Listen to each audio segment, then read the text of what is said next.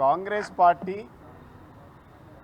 ఇదేదో చారిత్రాత్మకమైనటువంటి కార్యక్రమాన్ని మేమే చేసినామని సొంత ఎమ్మెల్యేలతోని డబ్బా కొట్టించుకున్నట్టు చూస్తుంటే పులిని చూసి నక్క వాతలు పెట్టుకున్నట్టుగా అనిపిస్తూ ఉన్నది.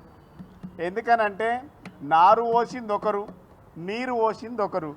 ఇలా తీర్మానాలు చేసి క్రెడిట్ తీసుకోవాలని చూస్తున్నది మరొకరు.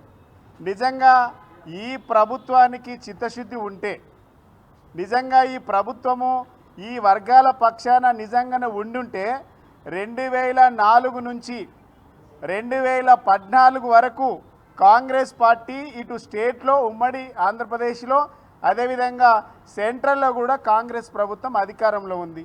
ఆనాడు రిజర్వేషన్ వైన్ నుంచి 2007 ఉషా మెహర్ కమిషన్ హైదరాబాదుకు వచ్చి ఎస్సీ వర్గీకరణ జరగాల్సినటువంటి అవసరం ఎంతైనా ఉంది, మాదిగలకు అన్యాయం జరుగుతుందని కమిషన్ రిపోర్ట్ ఇచ్చిపోయింది.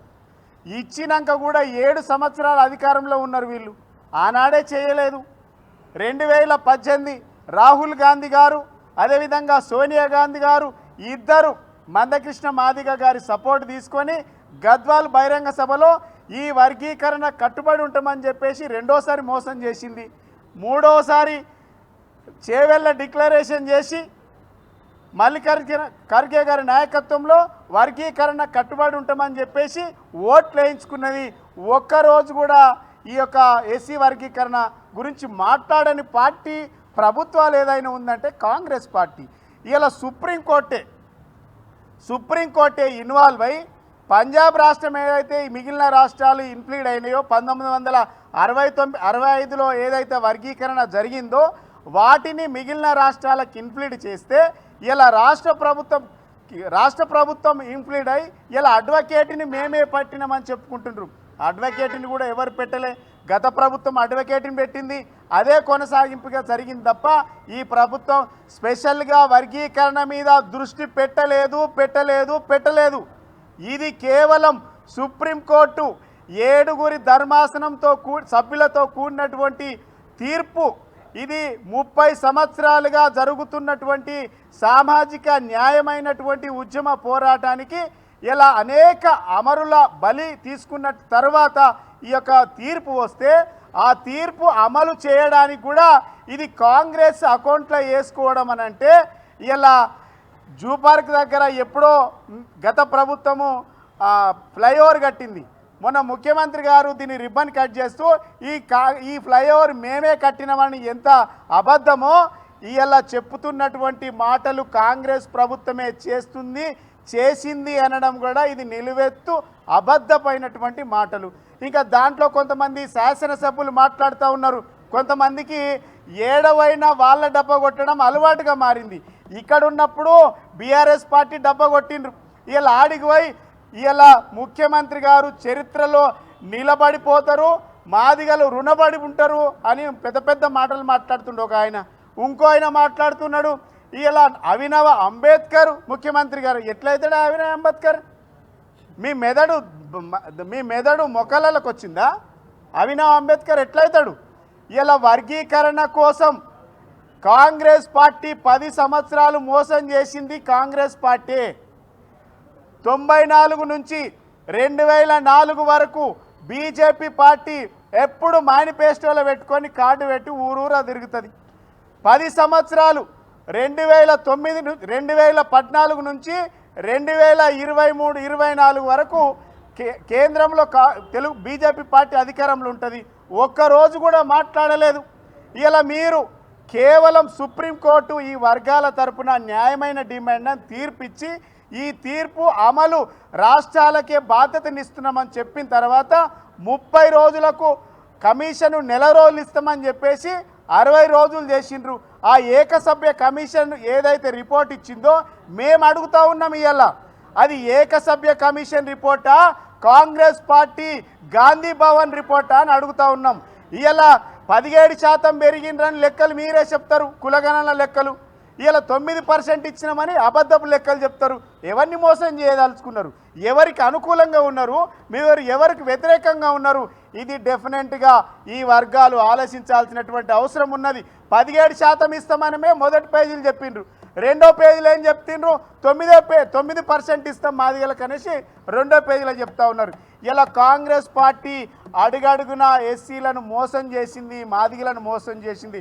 2014లో కేసీఆర్ గారి నాయకత్వంలో నవంబర్ 29వ తారీఖు అసెంబ్లీ తీర్మానం చేసి రాజ్యాంగ సవరణ చేసి ఈ రిజర్వేషన్ అమలు చేయాల్సినటువంటి బాధ్యత రాష్ట్రం పైన, దేశం పైన, కేంద్రం పైన ఉందని ఆనాడే కేసీఆర్ గారు మా ఎమ్మెల్యేలను తీసుకొని ముఖ్యమంత్రి హోదాలో ప్రధానమంత్రిని 2 సార్లు కలిసినాం. ఆనాడు కాంగ్రెస్ పార్టీ మాట్లాడలే, ఆనాడు బీజేపీ పార్టీ మాట్లాడలే. 2 సార్లు అసెంబ్లీ తీర్మానం చేసినాం. రాజ్యాంగ సవరణ చేసైనా సరే అని ముఖ్యమంత్రి హోదాలో కేసీఆర్ గారు మాట్లాడిన ఆనాడు. అదేవిధంగా జనాభా నిష్పత్తి ప్రకారం, జనాభా దమాష ప్రకారం రిజర్వేషన్ పెంచాల్సినటువంటి బాధ్యత ఉందనేది కూడా ఆనాడు మా నాయకుడు కేసీఆర్ గారు చెప్పిండ్రు. మీరెందుకు మాట్లాడలే? మీరు ఏదైతే ఇప్పుడు ఇచ్చిందంటుండ్రో డెఫినెట్గా 11% పెంచాలి. ఇది వచ్చేటువంటి స్థానిక సంస్థలు, ఎంపీ, ఎమ్మెల్యేల ఎన్నికలకు కూడా ఈ రిజర్వేషన్ను తూచా తప్పకుండా పాటించాల్సినటువంటి అవసరం ఉందని కూడా తీర్మానం చేయాల్సినటువంటి అవసరం ఉంది. ఇంకోటి, కాంగ్రెస్ పార్టీ ఇలా చేవెళ్ళ డిక్లరేషన్ చేసింది. ఇలా మేము అడుగుతూ ఉన్నాం, ఇలా చేవెళ్ళ డిక్లరేషన్లో అనేక హామీలు పెట్టింది. మీరు రిజర్వేషన్ దమాష ప్రకారం పెంచుతామని చెప్పింది. మీరు ఇక్కడ చేవెళ్ళ డిక్లరేషన్లు ఏం చెప్పిందంటే దమాషా నిష్పత్తి ప్రకారం మేము రిజర్వేషన్ పెంచుతాం, 18% పెంచుతామని చెప్పారు. ఇంట్లో మీరు ఇచ్చింది ఎంత? 15%, మాదిగలకు ఇచ్చింది 9%. అంటే ఇది మొదటిసారి మోసం. అంబేద్కర్ అభయహస్తం కింద 10 లక్షలు కేసీఆర్ ఇస్తేనే 12 లక్షలు ఇస్తా అన్నారు. అదొక మోసం జరిగింది. ఇంట్లో ఇప్పటి వరకు 12 లక్షలు ఎవరికి ఇవ్వలేదు. ప్రత్యేక రిజర్వేషన్లు ఏది ప్రభుత్వ ప్రొక్యూర్మెంటు మరియు అన్ని కాంట్రాక్టులలో ఎస్సీలకు 18%, ఎస్టీలకు 12% ఇస్తామని కాంగ్రెస్ పార్టీ అభయహస్తం మేనిఫెస్టోలో పెట్టింది. మరి ఎవరికి ఇవ్వలేదు ఇప్పటి వరకు. గత ప్రభుత్వం ఈ కాంట్రాక్టు టెండర్లలో 18%, అదే 18% ఈఎండి లేకుండా ఇచ్చినటువంటి, ఈఎండి లేకుండా 21% ఇచ్చినటువంటి చరిత్ర బీఆర్ఎస్ పార్టీది. ఇలా హెల్త్ డిపార్ట్మెంట్లో కూడా 16% కల్పించినటువంటి చరిత్ర మాకున్నది. ఇలా మీరు గిన్ని అబద్ధాలు చెప్పారు. ఇందిరమ్మ ఇల్లు ఇస్తామని చెప్పిండ్రు. మొన్న జనవరి 26 తారీఖు 4 సంక్షేమ పథకాలు ఇస్తామని చెప్పిండ్రు. ఈ కాంగ్రెస్ పార్టీని సూటిగా ప్రశ్నిస్తూ ఉన్నా, 4 సంక్షేమ పథకాలు మీరు ఇస్తే దాంట్లో ఎస్సీల పర్సెంటేజ్ ఎంత ఇచ్చిండ్రో చెప్పాలి. 612 గ్రామాలకు మీరు ఇస్తామని చెప్పిండ్రు కదా. 612 గ్రామాలలో ఎన్ని గ్రామాలకు పోయినాయో తెలియదు సంక్షేమ పథకాలు. ఆ ఇచ్చినటువంటి గ్రామాలలో ఎస్సీలకు ఎంతమందికి ఇచ్చిండ్రో బహిర్గతం చేయాల్సినటువంటి అవసరం ఉంది. కాబట్టి అనేక ఇలా ఇందిరమ్మ ఇల్లు కట్టుకుంటే 6 లక్షలు ఇస్తామని చెప్పిండ్రు, ₹1 ఇయ్యలే. ఇలా గిన్ని మోసాలు చేసినటువంటి పార్టీ, గింత మోసాలు చేసినటువంటి పార్టీ ఆనాడు మీరు రిజర్వేషన్ చేయకపోగా వ్యతిరేకంగా మాట్లాడడం వల్ల ఎంఆర్పిఎస్కు సంబంధించినటువంటి ఉద్యమ నాయకులు గాంధీ భవన్ దగ్గర తగలబడిపోతుంటే పరామర్శించినటువంటి వాళ్ళను ఇలా అక్కడ ఉన్నటువంటి రాజకీయ బ్రోకర్స్, పొలిటికల్ బ్రోకర్స్ కొంతమంది ఇలా అసెంబ్లీలో పట్టుకొని అభినవ అంబేద్కర్ అని చాలా సిగ్గుచేటు. అదేవిధంగా ఇలా చరిత్రలో నిలబడిపోతారు. అదేవిధంగా ఇలా మాదిగలు మీకు రుణపడి ఉంటారంటే ఇంతకంటే దిగజారు రాజకీయాలు ఎవరు చేయలేరు. ఇది మాదిగల హక్కు. ఇదే ఎస్సీల రిజర్వేషన్ సుప్రీంకోర్టు ఇచ్చినటువంటి హక్కుగా భావించాలి. ఇది మొదటి నుంచి ఉద్యమ పార్టీగా మేము ఎంఆర్పిఎస్ ఉద్యమానికి మొదటగా నుంచి మేము మద్దతుగా ఉన్నాం. అవునన్నా కాదన్నా ఈ ఎంఆర్పిఎస్ ఉద్యమానికి మందకృష్ణ గారి నాయకత్వం వహించారు కాబట్టి క్రెడిట్ ఆయనకు పోవాలి. ఇలా రాజకీయ లబ్ధి కోసం కేవలం స్థానిక సంస్థ ఎన్నికల్లో లబ్ధి పొందడానికి ఆగమాగం మీద బీసీ డిక్లరేషన్ చేసి మీరు బీసీ జనగణన తప్పులు లెక్కలు చెప్తారు. 16 లక్షల మంది పాల్గొనలేదని మీ సొంత పార్టీ ఎమ్మెల్సీనే పెట్రోల్ పోసి తలగబెడతాడు.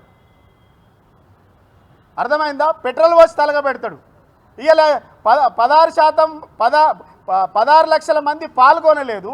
ఇలా హైదరాబాద్లో 30% మంది పాల్గొనలేదు. చాలామంది పాల్గొనలేదు. కేవలం కేసీఆర్ గారిని టార్గెట్ చేయడానికి మాత్రమే కేసీఆర్ గారి కుటుంబాన్ని టార్గెట్ చేయడానికి మాత్రమే అసెంబ్లీ పనికొస్తుంది, ముఖ్యమంత్రి గారి మీటింగులు పనికొస్తున్నాయి తప్ప ఇది ప్రజా ప్రయోజనాల కోసం మీటింగులు పనికొస్తలేవు. ఇలా అధికార పార్టీలో ఉండగా ప్రిపేర్ అయ్యారు, మీరు ప్రతిపక్ష పార్టీలో ఉండి కూడా మీరు ప్రిపేర్ అయ్యారు. మీరు ప్రిపేర్ కావడానికి ఎన్ని సంవత్సరాలు పడుతుందో ఇలా మీరే ఆలోచించుకోవాల్సినటువంటి అవసరం ఉంది. డెఫినెట్గా మాదిగా సామాజిక వర్గానికి దక్కాల్సినటువంటి న్యాయమైన డిమాండు తప్పకుండా కాంగ్రెస్ పార్టీకి చిత్తశుద్ధి ఉంటే చేసి తీరాలే. ఏదైతే రిజర్వేషన్ ఉంటుందో ఈ రిజర్వేషన్ దమాష ప్రకారం జరగాలి. ఈ జరిగినటువంటి రిజర్వేషన్ వర్గీకరణ కూడా చట్టసభలలో కూడా అమలయ్యే విధంగా ఈ కాంగ్రెస్ ప్రభుత్వం తీర్మానం చేసి దాన్ని అమెండ్మెంట్ చేయాలనేసి కూడా ఈ కాంగ్రెస్ పార్టీ ప్రభుత్వాన్ని మేము కోరుతా ఉన్నాం. Thank you.